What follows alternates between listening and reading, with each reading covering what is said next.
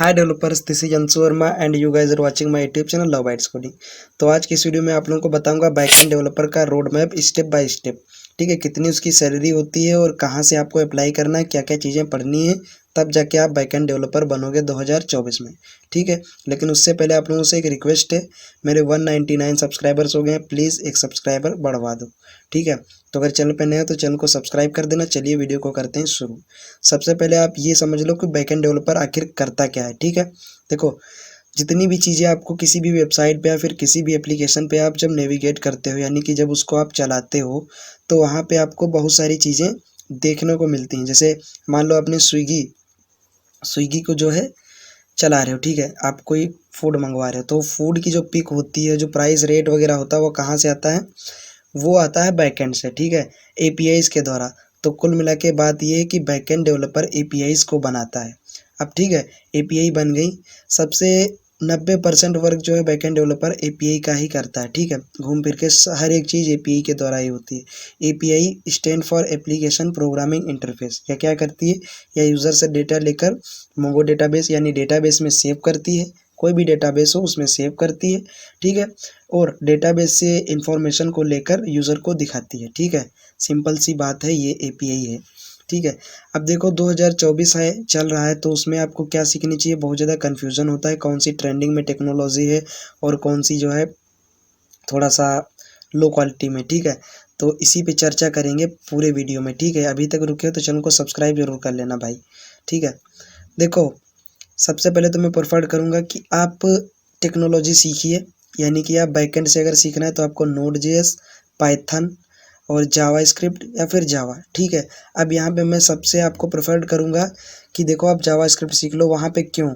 क्योंकि जावास्क्रिप्ट जो है, अगर आप सीख ले रहे हो तो आप फ्रंट एंड डेवलपर भी बन सकते हो। ठीक है, इतनी ज़्यादा पॉपुलर लैंग्वेज है जावास्क्रिप्ट, इतना ज़्यादा फेमिलियराइज है, तो वो आसानी से आप सीख लो। उसके द्वारा आप सीख सकते हो बैकएंड। बैकएंड क्या है? नोड जेएस टेक्नोलॉजी है, जो कि एक रन टाइम एनवायरनमेंट है। ठीक है, जावास्क्रिप्ट का। ठीक है, यह असिंक्रोनस होता है, इसीलिए ज़्यादातर ट्रेंडिंग में चल रहा है। और आप जावा सीख सकते हो। ठीक है, पाइथन सीख सकते हो। अब इनके बाद बात करते हैं फ्रेमवर्क की। देखो, फ्रेमवर्क्स क्या करना है? फ्रेमवर्क्स एक एक्सप्रेस जेएस हो गया, डिजेंगो हो गया। अब एक्सप्रेस फ्रेमवर्क्स करते क्या हैं? ये वेब एप्लीकेशन बनाने में मदद करते हैं फ्रेमवर्क्स। ठीक है, तो जो एक्सप्रेस जेएस होता है, एक्सप्रेस जेएस क्या करता है? नोड जेएस के साथ में इम्प्लीमेंट किया जाता है। ठीक है, नोड जेएस का फ्रेमवर्क है। और जो डिजेंगो है वो पाइथन के साथ में चलता है। ठीक है, तो ये हो गई आपकी टेक्नोलॉजी। अब इसके बाद आपको क्या करना है? आपको जो है अपने प्रोजेक्ट को मेंटेन रखना है ना, तो उसके लिए आपको कुछ जो है टूल्स सीखने पड़ेंगे। जैसे गिट हो गया। गिट क्या करता है? ये वर्जन को कंट्रोल करता है आपके एप्लीकेशन की।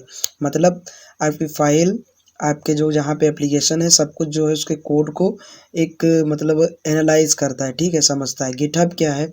यह आपकी रिपोजिटरी को होस्ट करता है। ठीक है, यानी गिटहब हो गया, गिटहब हो गया। डॉकर, डॉकर क्या है? ये देखो, रिकॉग्नाइज करता है आपके एप्लीकेशन को डिप्लॉय करने के लिए। ठीक है, तो आपको इनमें से गिट, अगर आप गिट सीख रहे हो तो आपको गिटहब भी आपको आ ही जाएगा। ठीक है, डॉकर आप सीख सकते हो अलग से। ठीक है, तो ये आपके कोड को मेंटेन करने में आपकी हेल्प करेगा। उसके बाद बात करते हैं क्लाउड की। देखो, क्लाउड सबसे ज़्यादा एडब्ल्यूएस का चल रहा है। ठीक है, क्लाउड क्या करते हैं? क्लाउड के बारे में आपको इसलिए सीखना ज़रूरी है क्योंकि देखो, आप जो है अपने प्रोजेक्ट को डिप्लॉय करोगे। आप एज अ बैकएंड डेवलपर सीख रहे हो, बैकएंड डेवलपर बन रहे हो, तो आपको जो है प्रोजेक्ट को अपने डिप्लॉय करना होगा। ठीक है, तो उसके लिए आपको एडब्ल्यूएस वगैरह सीखना पड़ेगा। ठीक है, चलिए अब बात करते हैं डेटाबेस की। डेटाबेस क्यों? क्योंकि देखो, जब भी आप यूज़र की इन्फॉर्मेशन को लोगे तो कहीं न कहीं पे स्टोर करोगे ना। जैसे आपके घर में, आपके रूम में कहीं न कहीं पे सामान कोई लाते हो तो रूम बनवाते हो ना पहले रखने के लिए उसको। सेम उसी प्रकार से रूम का वर्क करता है डेटाबेस। ठीक है, ये डेटाबेसेस कई प्रकार के हैं प्रेजेंट टाइम। एक एसक्यूएल है, एक नो एसक्यूएल है। यानी एसक्यूएल का मतलब है structure query language. No SQL का मतलब है जिसमें डेटा किसी भी मतलब प्रकार से नहीं जाए, यानी कि हर प्रकार का डेटा, मतलब कोई लिमिटेशन नहीं है, जैसा भी डेटा भेजना हो आप भेज सकते हो। ठीक है, यानी कि समझ में आ रहा है कि जैसे कैरेक्टर वगैरह होते हैं, आपने अगर माई सीक्वल वगैरह पढ़ा है तो आपको पता होगा, नहीं पढ़ा है तो आप देखना जाके। ठीक है, बाकी मोंगो डेटाबेस तो मैं ही पढ़ाता हूँ। ठीक है, तो गाइज देखो, अब आप सीख लो। जाहिर सी बात है आपको सीखना पड़ेगा भाई मोंगो डेटाबेस मैं प्रेफर्ड करूँगा आप मोंगो डेटाबेस सीखो। हाँ, तो बहुत सारे पोस्टग्रेल हैं, ठीक है, बहुत सारे हैं डेटाबेसेस, लेकिन आप अगर नो एसक्यूएल सीख ले रहे हो तो आपका जो है कल्याण हो जाएगा, ठीक है। तो यहाँ पे बात हो गई डेटाबेसेस की। डेटाबेसेस करते क्या हैं ये मैंने बता दिया आपको, ठीक है। अगर आपको जल्दी से जल्दी सीखना है तो आप मोंगो डेटाबेस को ही सीख लो।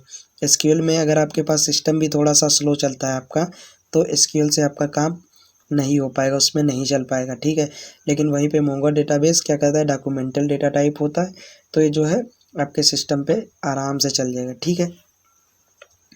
तो चलिए अब बात करते हैं आगे, यानी कि जॉब्स वगैरह कहाँ से आपको अप्लाई करना है। अगर आपको एक बैकएंड डेवलपर हो और जॉब के लिए मतलब कहीं से प्लेटफॉर्म नहीं मिल रहे हैं, तो आप क्या करो, जाके आप मेरा एक वीडियो है जिसकी लिंक मैं इस वीडियो के डिस्क्रिप्शन में ऐड कर दूंगा, तो वहाँ पे जाके आप देख लेना जाके, ठीक है। आपको भाई पूरा समझ में आ जाएगा कैसे कैसे अप्लाई करना है। चलिए अब बात करते हैं कि सैलरी वगैरह की, ठीक है, सैलरी वगैरह की। लेकिन उससे पहले हम थोड़ा सा बात कर लेते हैं हैकिंग टाइप की या फिर साइबर सिक्योरिटी, ठीक है। आपको साइबर सिक्योरिटी वगैरह का भी थोड़ा सा नॉलेज ले लो, मतलब यूट्यूब से ले लो, कहीं पे पार्टिकुलर जाके कोचिंग आपको नहीं करनी, ठीक है। तो आप उसका भी नॉलेज ले लो, ठीक है। थोड़ा सा मतलब एथिकल हैकिंग टाइप का, थोड़ा सा आपको कोड साफ कैसे क्या लिखना है, आपको कोडिंग के बारे में आप देख लो। और सबसे ज़्यादा आप कोडिंग तभी सीख सकते हो जल्दी से जल्दी, जब आप जो है ज़्यादा से ज़्यादा आप प्रैक्टिस करोगे, ज़्यादा से ज़्यादा आप एपीआईज बनाओगे, प्रोजेक्ट्स बनाओगे, ठीक है, टाइम दोगे खुद को कोडिंग को, तब जाके आप कोडिंग सीखते हो कहीं ना कहीं पे, ठीक है। जॉब की चिंता मत करो, मैं प्लेटफॉर्म बताऊंगा, वहाँ से आपको अप्लाई करना है, ठीक है। तो नो प्रॉब्लम फॉर जॉब्स। अब चलिए बात करते हैं सैलरी की। देखो अपने वहाँ इंडिया में 8 LPA है, यानी कि अगर आप एक बिल्कुल फ्रेशर होते तो आपको 3 से 4 LPA मिल जाता है सैलरी, अगर आप बैकएंड डेवलपर हो तो, ठीक है। अगर आप थोड़ा सा सीनियर हो गए तो आपकी 8 LPA हो जाती है। LPA का मतलब है कि 1 साल का, ठीक है, उसमें कट पिट के आपको मिल जाएगा ठीक ठाक, ठीक है। तो ये सारी चीज़ें हैं, ठीक है। तो अगर आपको इतना समझ में आया है कि क्या टेक्नोलॉजी, अब देखो मैं फिर से बता दूं आपको टेक्नोलॉजी क्या ही लेना है, आप नोड.जेएस के साथ में जाओ, ठीक है। अगर आपको मशीन लर्निंग में जाना है तो आप पाइथन विद डिजेंगो कर लो, लेकिन अगर आपको वेब डेवलपमेंट में आना है तो नोड कर लो, जावा कर लो, ठीक है। ये आपको आसानी से सीख सकते हो। और जावा स्क्रिप्ट आप सीख लो, मैं प्रेफर करूँगा जावा स्क्रिप्ट को अच्छे से आप कॉन्सेप्ट्स उसके क्लियर करो, तो आपको समझ में आएंगी चीज़ें, ठीक है। तो गाइज़ अगर यहाँ तक आप लोग रुके हो तो चैनल को सब्सक्राइब ज़रूर कर लेना, अगर इंडिया से हो तो, और थोड़ा सा एक कमेंट कर देना, तो मेरे को भी थोड़ा सा फीडबैक मिलता रहेगा, तो मैं थोड़ा सा इम्प्रूवमेंट करता रहूँगा, ठीक है। तो आई होप ये शायद सा आपको अच्छा लगा होगा, आपको हेल्पफुल लगा होगा कि क्या क्या चीज़ें पढ़नी है 2024 में बैकएंड डेवलपर के लिए, ठीक है। तो अगर अच्छा लगा तो चैनल को सब्सक्राइब कर लेना। मिलते हैं किसी नेक्स्ट वीडियो में, तब तक के लिए keep learning and keep exploring. Thank you so much. Jai Hind.